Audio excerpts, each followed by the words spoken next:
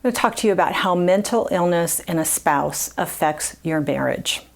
Well, anybody who deals with a family member with mental illness experiences frustration, fear, anxiety, at times panic, anger, isolation, shame, guilt, sadness, hopelessness, despair, disappointment, a feeling of being burdened, lonely, powerless, helpless, and impotent.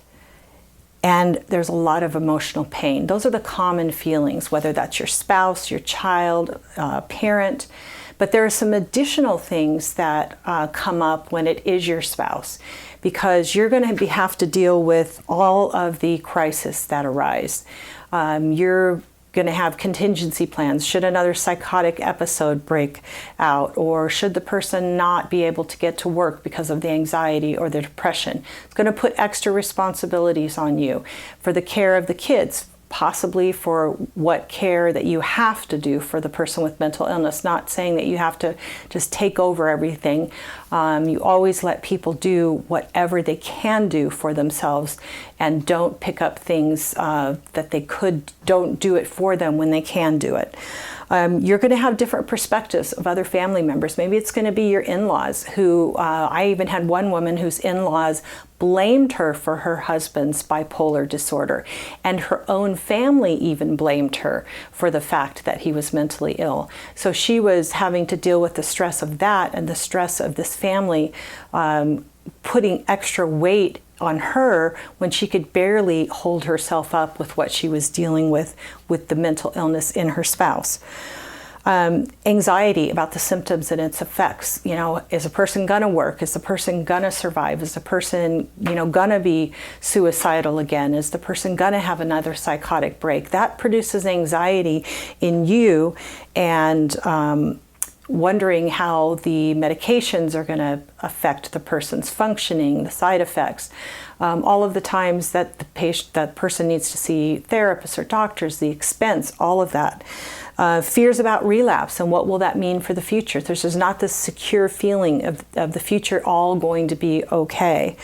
Handling the effects on the relationship with your children and their parent, or the relationship between the parent and adult children, and even the relationship that you have that's changed with your children because you've got this split focus where you're doing things for your spouse that you normally wouldn't do.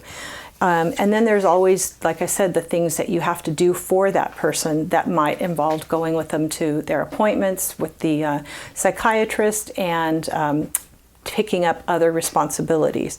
And there's some huge losses.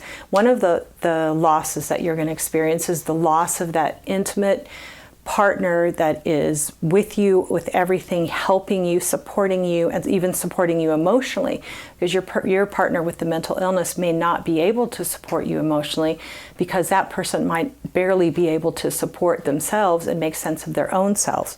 You're going to have conflicting feelings. There's going to be a part of you that's going to love your spouse, but then there's a part of you that's going to feel so lonely that maybe you're going to wish that you weren't married to that person. Maybe you're going to fantasize about not being married to that person, or project into the future that maybe you won't continue or can't continue being married to that person.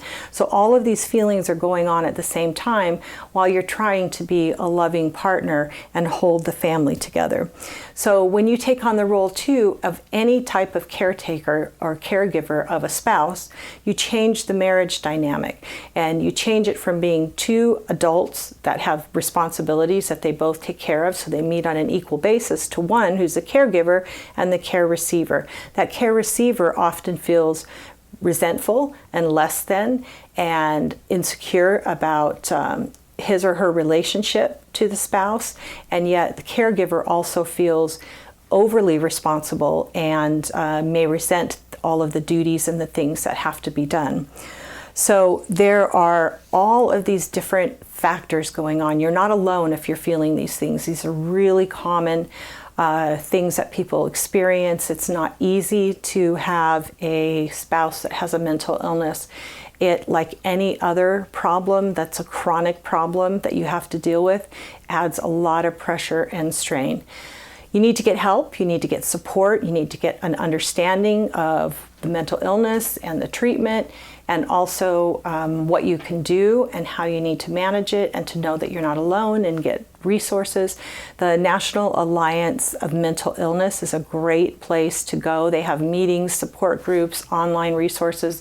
They even have a hotline that you can call. That's one of the places that you can go. Other churches, some of them have support groups for family members of those with mental illness, or support groups for people with the mental illness.